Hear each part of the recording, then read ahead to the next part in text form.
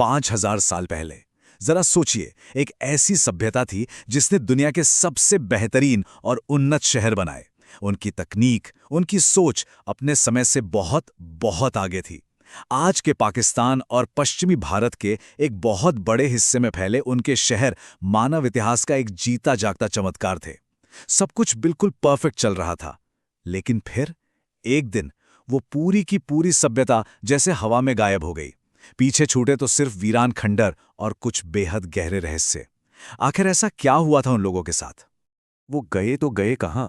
सच कहूं तो ये प्राचीन इतिहास का सबसे बड़ा अनसुलझा रहस्य है। एक ऐसा कोल्ड केस जो आज तक बड़े बड़े इतिहासकारों को सोने नहीं देता। सोचकर देखिए, एक पूरा का पूरा साम्राज्य मिट गया, और वो भी बिना किसी अंतिम महायुद्ध के। कोई स्पष्ट निशान नहीं मिला, कोई चेतावनी नहीं थी, बस एक अजीब सी खामोशी जो आज तक उन खंडरों में गूंजती है। इस रहस्य की गहराई को समझने के लिए हमें इस विशाल टाइमलाइन को देखना होगा।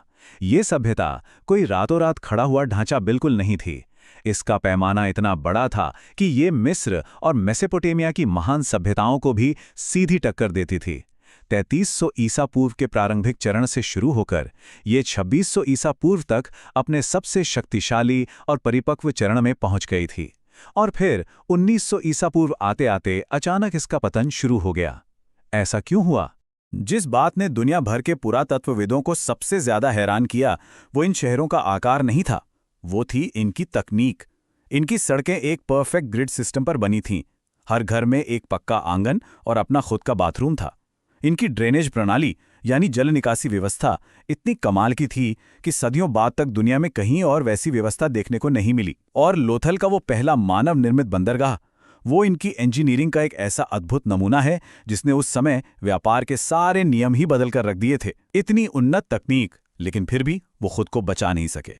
एक और दिलचस्प बात देखिए, मिस्र जैसी समकालीन सभ्यताओं में जहां इमारतों को बनाने के लिए मुख्य रूप से धूप में सुखाई गई कच्ची ईंटों का इस्तेमाल हो रहा था, वहीं हड़प्पा के लोग भट्ठे में पकी हुई बेहद मजबूत ईंटों का उपयोग कर रहे थे। उनका ये निर्माण इतना पक्का था कि हजारों सालों बाद आज भी ये मजबूती से खड़ा है। विशाल किलेबंद दीवारें, बेहतरीन शहर और एक बेदाग व्यवस्था, ये सब देखकर मन में एक सवाल जरूर उठता है कि आखिर इन सब का नियंत्रण किसके हाथ में था। मिस्र और मेसोपोटामिया में महान राजाओं और उनके विशाल मंदिरों के अनगिनत सबूत मिलते हैं, लेकिन सिंधु घाटी में हैरानी की बात है, एक भी मंदिर नहीं मिला। किसी शक्तिशाली शासक की कोई विशाल मूर्ति नहीं, कोई भव्य महल नहीं, तो क्या कोई राजा था ही नहीं? आखिर इन विशाल महानगरों को चला कौन रहा था? यहां एक बेहद रहस्यमय सिद्धांत सामने आता है। कुछ विशेषज्ञों का मानना है कि शायद उन्होंने एक ऐसा समाज बना लिया था जहां हर कोई बराबर था, या फिर हो सकता है कि ये साम्राज्य व्यापारियों के एक बेहद संगठित और गुप्त नेटवर्क द्वारा चलाया जा रहा था। व्यापार के लिए धातु के सिक्कों का तो कोई उपयोग होता नहीं था, वे एक सख्त बार्टर सिस्टम का इस्तेमाल करते थे। एक बिना राजा वाला लेकिन बेहद अनुशासित समाज। सत्ता के केंद्रों को तलाशने की कितनी भी कोशिश कर ली जाए, ये खंडहर आज भी पूरी तरह खामोश रहते हैं। सत्ता में बैठे लोगों के नाम पर हमारे पास कोई स्पष्ट जवाब नहीं है, बस एक खामोशी है जो हमें ये सोचने पर मजबूर करती है कि आखिर पर्दे के पीछे से इस पूरी व्यवस्था का मास्टरमाइंड कौन था। अगर सत्ता का कोई सुराग नहीं है, तो क्या उन्होंने अपने पीछे कोई संदेश भी नहीं छोड़ा? सच तो यह है कि संदेश छोड़ा है, लेकिन वो एक ऐसे कोड में लॉक है जिसे दुनिया के बड़े से बड़े विशेषज्ञ भी आज तक डीकोड नहीं कर पाए हैं। खुदाई में हमें हजारों खूबसूरत मुहरें मिली हैं, जिन पर एक सींग वाले गैंडे, कुबड़ वाले बैल और कुछ रहस्यमयी प्रतीक छपे हैं। लेकिन ये एक ऐसा अभेद्य कोड बन चुका है जो खुलने का नाम ही नहीं ले रहा। ये लिपि असल में क्या कहती है, ये कोई नहीं जानता। ये बात सोचकर ही एक अजीब सी सिहरन होती है कि उनका पूरा इतिहास, उनके कानून, उनकी मान्यताएं और शायद उनके आखिरी दिनों की वो खौफनाक सच्चाई, सब कुछ इन खामोश प्रतीकों के पीछे हमेशा के लिए कैद है।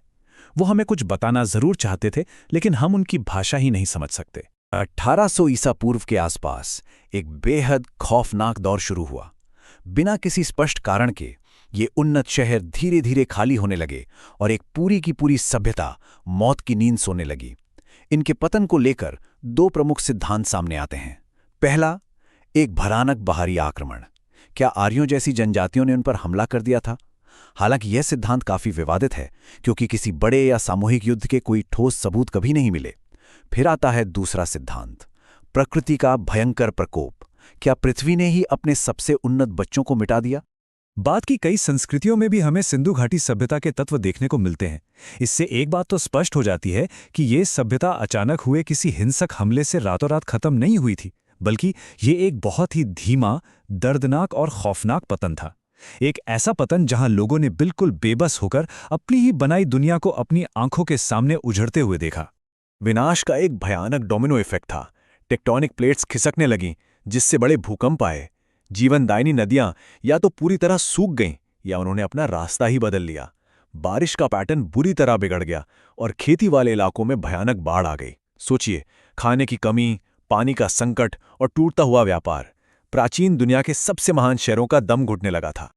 और इस तरह एक ऐसी सभ्यता जो हजारों साल आगे की सोच रखती थी, वो हमेशा हमेशा के लिए इतिहास के पन्नों में खो गई।